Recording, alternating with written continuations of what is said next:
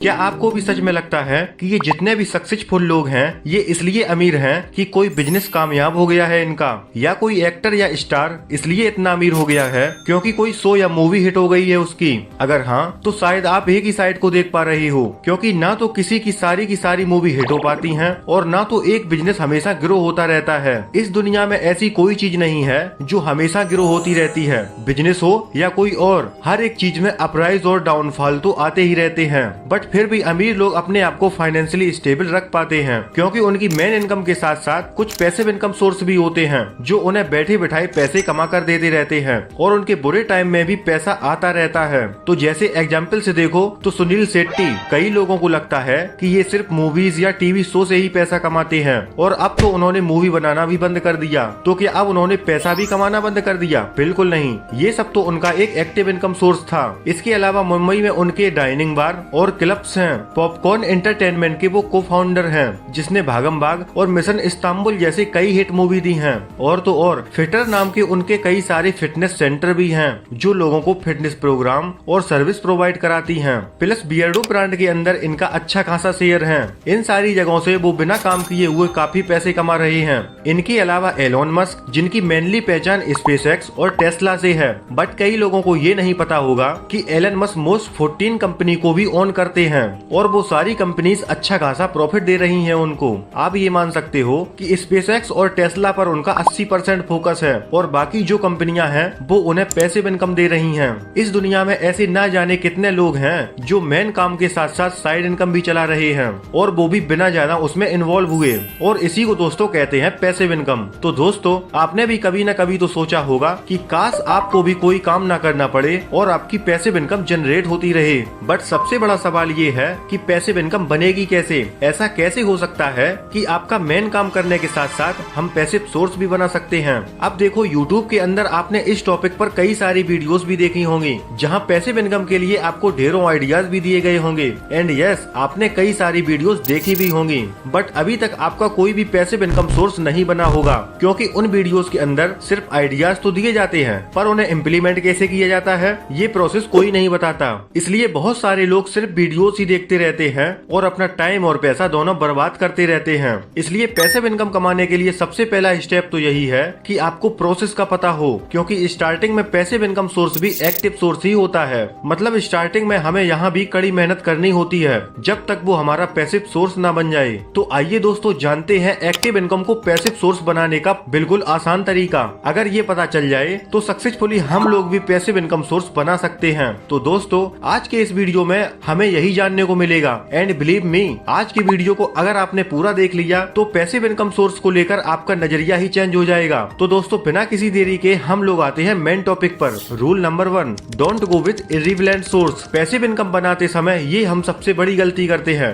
Passive income के लिए हम एक ऐसा फील्ड चुन लेते हैं जिसके बारे में हमें कोई एक्सपीरियंस ही नहीं होता और ना ही उसके बारे में कोई नॉलेज होती है हमें, क्योंकि हमको किसी ने पॉजिटिव साइड दिखा दी होती है तो हम भी कूद पड़ते हैं पैसिव सोर्स बनाने के लिए। जैसे अभी कुछ महीने पहले की बात है, मेरा एक दोस्त है, वो 3 लाख रुपए लगाकर एक सेकेंड हैंड कार खरीद लाया, ये सोचकर कि इसको वो रेंट पर देगा और पैसिवली इनकम जनरेट करेगा। बट ना तो उसको कार चलानी आती थी और ना ही कोई नॉलेज थी कार के बारे में। उसने यूट्यूब पर कहीं से सुना और लगा दिए अपने पैसे। फिर इस कार को रेंट पर लेने वाले ड्राइवर ने इस चीज का भरपूर फायदा उठाया। वो आए दिन कुछ न कुछ कमियां निकालकर उससे पैसे ऐंठने लगा और वो भी भरोसा करके पैसे दे देता था क्योंकि उसके पास इतना टाइम ही नहीं था कि वो खुद जाकर रिपेयर करवा सके। एंड देन जब उसको ये रियलाइज हुआ कि यहाँ से तो बहुत ही कम प्रॉफिट बन रहा है एंड किसी महीने उसे लॉस तक उठाना पड़ जाता था और आखिरी में उसे वो कार हाफ रेट में बेचनी पड़ी। तो इससे आपको समझ आ गया होगा कि मेरा मतलब क्या है इस पॉइंट से। अगर किसी फील्ड की आपको बिल्कुल भी नॉलेज नहीं है, उसका एक्सपीरियंस नहीं है आपको,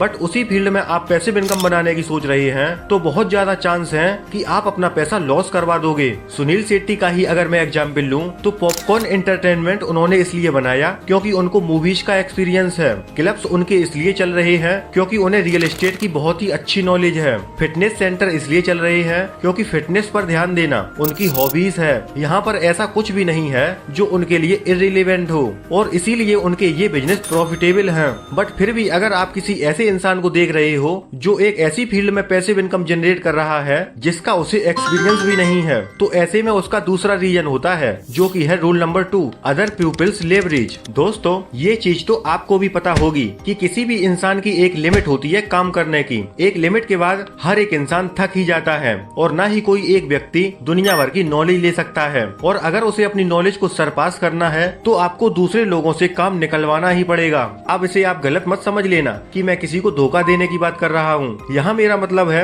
अपने काम के लिए दूसरे लोगों को अपने अंडर में हायर करना, ताकि आपका 10 दिन का काम सिर्फ एक दिन में ही कंप्लीट हो जाए। इस दुनिया के अंदर जितने भी अमीर लोग हैं वो इसी फॉर्मूले को अपनाते हैं। वो एक्सपीरियंस वालों को हायर करते हैं और बिगिनर्स को ट्रेंड करते हैं ताकि उनका काम ऑटोमेटिक हो जाए और उनको बाकी बिजनेस एक्टिविटीज करने के लिए टाइम मिल जाए। इसी एग्जाम्पल से देखें तो आपने रिलायंस इंडस्ट्री का नाम सुना ही होगा। इसे सुनने के बाद हमारे माइंड में मुकेश अंबानी जी की फोटो आती है। साथ में हम सोच लेते हैं कि रिलायंस के तो यही करता धरता है। पर कुछ लोग ये भूल जाते हैं कि मुकेश अंबानी के पीछे हजारों या लाखों लोगों की टीम है जो उनके लिए 10-10 घंटे काम करती है, बट इसके लिए उन्हें सैलरी दी जाती है और इंडस्ट्रीज से होने वाला प्रॉफिट अंबानी जी की जेब में जाता है। तो यहाँ पर उनको उस काम के भी पैसे मिल रहे हैं जो वो खुद नहीं कर रहे होते हैं एंड ये उनके लिए एक पैसिव इनकम होगी। ये छोड़ो, आपके मोहल्ले की गुप्ता जी की किराने की दुकान वो फ्री होकर इसलिए घूम पाते हैं क्योंकि उन्होंने अपनी दुकान पर लड़के लगाए हुए हैं और जो आपके प्रेजेंट न होने पर भी आपकी सेलिंग कर रहे होंगे। Rule number 3, sell your skills. Suppose करो आप एक वीडियो एडिटर हो और एडिटिंग का आपके पास 3 साल का एक्सपीरियंस है। अब अपने एक्सपीरियंस से आपको पैसिवली पैसे कमाने हैं, तो आप ये कैसे करोगे? देखो, किसी स्किल से पैसा कमाने के 3 रास्ते होते हैं। एक तो वही है कि आप फ्रीलांसर बन जाओ और क्लाइंट के लिए खुद काम करते रहो, बट यहाँ पर अगेन वही लिमिट आ जाएगी। अब एक लिमिट से ज्यादा आप काम नहीं कर सकते और इस तरीके से पैसिवली पैसा कमाना तो इम्पॉसिबल है। अब आपके लिए दूसरा पॉइंट ये है कि आप बिगिनर्स को ट्रेंड करो और अपना काम उनसे करवाओ। और तीसरा रास्ता ये है कि आप अपनी स्किल को सेल करना शुरू कर दो। मतलब आप अपनी ऑडियंस को ये सिखा सकते हो कि आप वीडियो एडिटर कैसे बन सकते हो और ये तरीका पैसे कमाने का बहुत ही स्मार्ट तरीका है। और दोस्तों आजकल ज्यादातर लोग यही तो कर रहे हैं। आपको कुछ एग्जाम्पल से समझाता हूँ। देखो, इंडिया में लोगों के अंदर बड़ी और हाई पेइंग जॉब पाने की बहुत ही क्रेज होता है। लोग IAS, IPS करने के लिए सालों मेहनत करते हैं। वो कोचिंग भी जाते हैं, ऑनलाइन क्लासेस भी लेते हैं, दुनिया भर के कोर्सेज भी बाई करते हैं।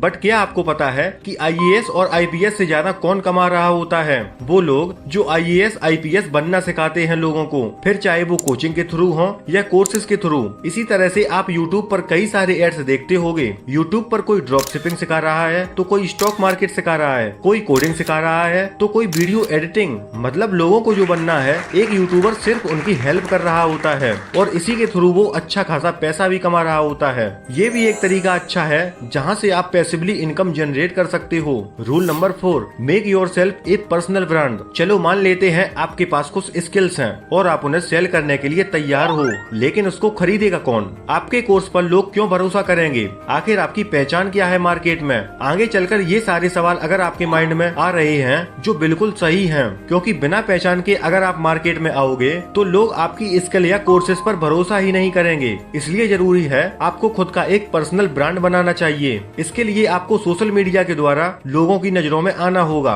और अपनी जर्नी लोगों के सामने एक्सप्रेस करनी होगी। एग्जाम्पल, मान लो आपको UPSC की तैयारी करनी है और आपके पास 2 टीचर है। एक तरफ है विकास दिव्यकीर्ति सर, जिनको मैं तो क्या पूरा इंडिया जानता है, और दूसरी तरफ है एक अनजान व्यक्ति जिनके बारे में आपने पहले कभी नहीं सुना और न ही आपको ये पता है कि वो पढ़ाते कैसा हैं। तो आप मुझे ये बताओ कि आप UPSC किससे सीखना पसंद करोगे? तो नो डाउट आप विकास सर को ही चूज करोगे, क्योंकि आप उनके नाम और काम को बहुत ही अच्छे से जानते हैं और वो अगर आपको कोई भी कोर्स सजेस्ट करेंगे तो आप तुरंत ही बाई कर लोगे, फिर चाहे दूसरे इंसान का सिखाने का तरीका कितना भी अच्छा क्यों ना हो। And this is the power of personal brand. ये एक ह्यूमन साइकोलॉजी होती है। लोग उसी पर ज्यादा फोकस करते हैं जिनको वो पहले से जानते हैं। किसी भी कंपनी को अगर अपने प्रोडक्ट की मार्केटिंग करनी होती है तो वो किसी भी ऐसे बंदे को पकड़ते हैं जिसकी एक पहचान बनी हुई होती है मार्केट में, जिससे उस प्रोडक्ट पर लोग विश्वास कर पाते हैं और वो प्रोडक्ट हाई सेल अचीव कर पाता है। And this is the 4th rule, how can you generate passive income. तो आई होप जो भी मैंने बताया है आप लोगों को अच्छे से समझ आ गया होगा। इस वीडियो से जो भी आपके थॉट्स हों वो कमेंट बॉक्स में जरूर शेयर कीजिए और अगर दोस्तों वीडियो आपको पसंद आई है तो प्लीज वीडियो को सब्सक्राइब करके थोड़ा सपोर्ट भी कीजिए। अब